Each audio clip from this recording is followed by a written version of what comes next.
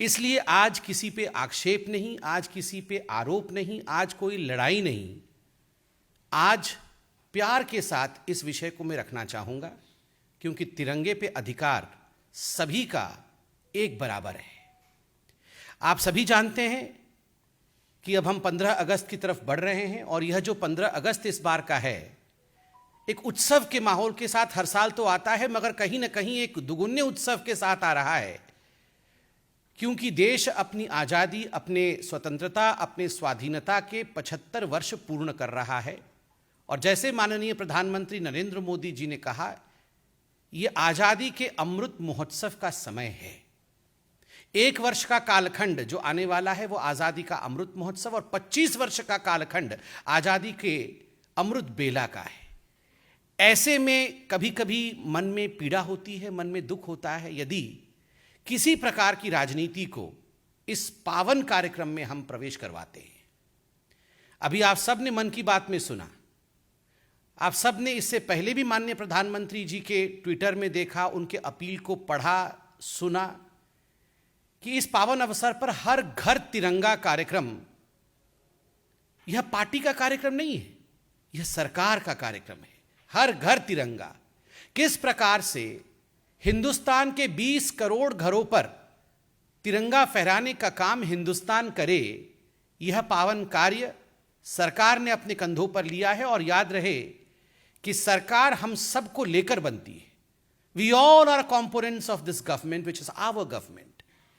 इसलिए जब आज तिरंगा बाइक रैली दिल्ली में हुई, आप सभी जानते हैं ये आह्वान ministry of state for parliamentary affairs and culture, ये जो मिनिस्ट्री है पार्लियामेंट्री अफेयर्स का और कल्चर का, ये भारत की एक सरकार का विंग है, एक मिनिस्ट्री है।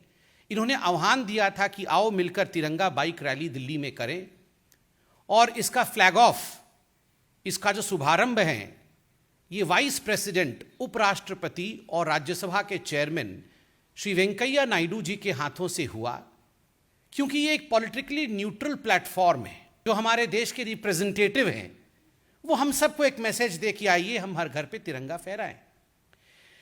मगर सुबह से हम टीवी पे देख रहे हैं, मीडिया में सुन रहे हैं कि कहीं ना कहीं इस पे राजनीति हो रही है। बहुत सारे बयान आए हैं, इसमें बीजेपी, कांग्रेस, समाजवादी पार्टी इत्यादि का नाम लिए बगैर केवल हाथ जोड़ के निवेदन करना चाहेंगे हम कि तिरंगा हर किसी का है। अगर सभी सांसद इसमें भाग लेते और बिना पार्टी लाइन के, डिफरेंशिएशन के भाग लेते, ये वैमनस्यता कि मैं किस पार्टी का हूं और वो किस पार्टी का है, सरकार किस पार्टी के है, आह्वान किसने किया है और मैं दूसरे पॉलिटिकल पार्टी का हूं, ये बाकी कार्यक्रमों में करना संभवतः लगता है कि हम समझ सकते हैं, मगर तिरंगे को लेकर इस प्रकार की पार्थक्यता, उसको कंपार्टमेंट्स में बांटना यह उचित नहीं है। और हम भी आज चाहते हैं कि सकारात्मक रूप से ये प्रेस कॉन्फ्रेंस करे, बिना किसी को कटघरे में खड़ा करते हुए, बिकॉज ये एक अपील है। हम भी राजनीति नहीं चाहते हैं। माननीय प्रधानमंत्री जी का आह्वान रहा था 20 करोड़ घरों में तिरंगा फहराना है, और इसके लिए सबका पावन हाथ लगे। और जैसे कि बार बार प्रधानमंत्री ने कहा है, राष्ट्रनीति, राजनीति से ऊपर राष्ट्रनीति है। ये तिरंगा किसी पार्टी का नहीं, तिरंगा राष्ट्र का है। तिरंगा फहराना है, हर घर में तिरंगा फहराना है, यह किसी पार्टी की लाइन नहीं हो सकती है, यह राष्ट्र की लाइन है। This is the desire of the nation. उसमें, इस महायज्ञ में हम सब, भारतीय जनता पार्टी भी अपनी आहुति दे रही है, हम तो कांग्रेस से भी और बाकी पॉलिटिकल पार्टी से भी कहेंगे, राजनीति छोड़िए, इस महायज्ञ में आप भी अपनी आहुति डालिए, ताकि देश एक सकारात्मक रूप से आगे बढ़ सके। आज मैं कई नेताओं के बयान को सुन रहा था, अधीर रंजन चौधरी जी को भी सुन रहा था। वो सम्मानीय एलओपी हैं, बड़ी पार्टी के एलओपी हैं। तो स्वाभाविक रूप से जब उन्होंने पूछा कि फ्लैग कोड क्यों बदल दिया, अधीर जी को भी मैं जवाब देना चाहूंगा, और जो पॉलिटिकल पार्टीज या जो लोग व्यक्तिगत रूप से भी इन विषयों को लेकर राजनीति करना चाहते हैं, सोचिए जरा, आज से पहले इस प्रकार का प्रयास हिंदुस्तान में नहीं हुआ कि 20 करोड़ घरों पर झंडा फहराने का एक पहल की जाए। स्वाभाविक है, जब इतने बड़े रूप में पूरे देश में with the feeling of nationalism, एक राष्ट्रीयता के भाव के साथ हर हाथ में झंडा अपने घर के लिए होगा, हर घर तिरंगा फहराएगा, तो कहीं ना कहीं फ्लैग कोड में परिवर्तन करना पड़ेगा, वरना इस प्रकार के बड़े मुहिम को स्थान नहीं दिया जा सकता, वो आगे बढ़ ही नहीं सकता है। इसलिए फ्लैग कोड में परिवर्तन किया गया है ताकि हर भारतीय बड़े गर्व के साथ तिरंगा को अपनाए और अपने घर पर तिरंगा फहराए। Intention is to spread the value of nationalism, the feeling of nationalism, इसलिए फ्लैग कोड में परिवर्तन किया गया है। दूसरा विषय, अधीर रंजन चौधरी जी ने यह भी कहा कि नेशनल हेराल्ड पर ईडी अपनी चढ़ाई करे, रेड करे और हम झंडा फहराएं। मुझे लगता है नेशनल हेराल्ड, भ्रष्टाचार, करप्शन, ईडी, उसके साथ नेशनल फ्लैग को जोड़ के देखना ये उचित नहीं होगा।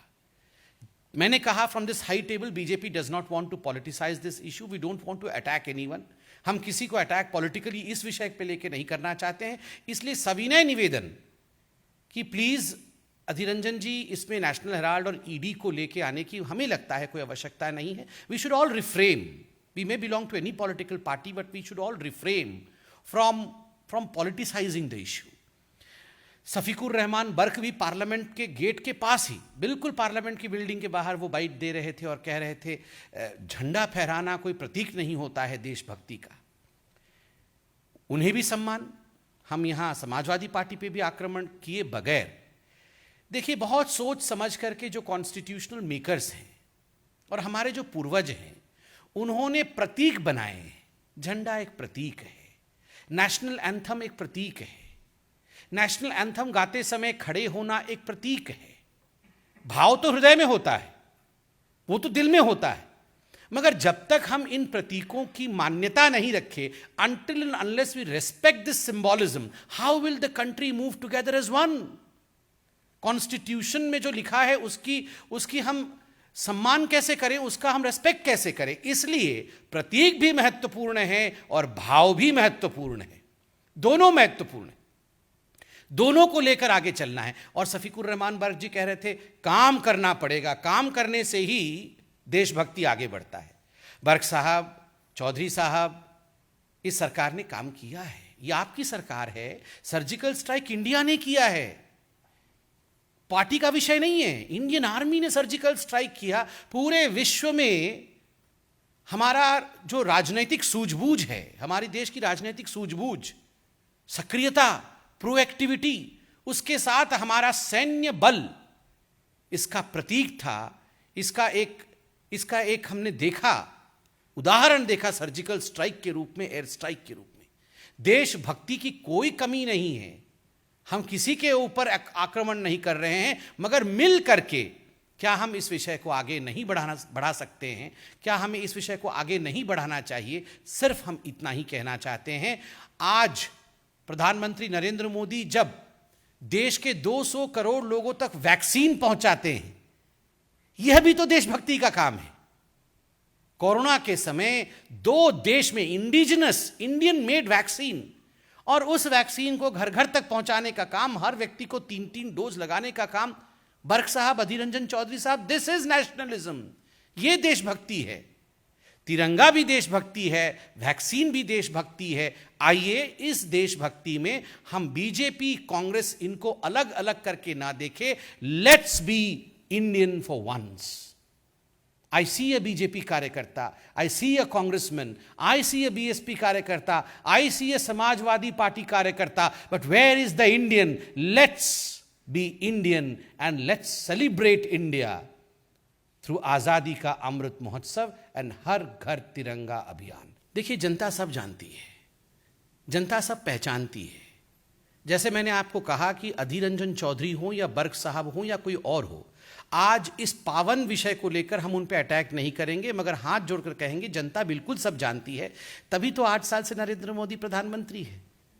कौन देश के लिए ठीक काम कर रहा है, कौन देश के लिए उचित है, कौन देश को आगे बढ़ा सकता है, इन सब विषयों को लेकर जनता जनार्दन जानती है।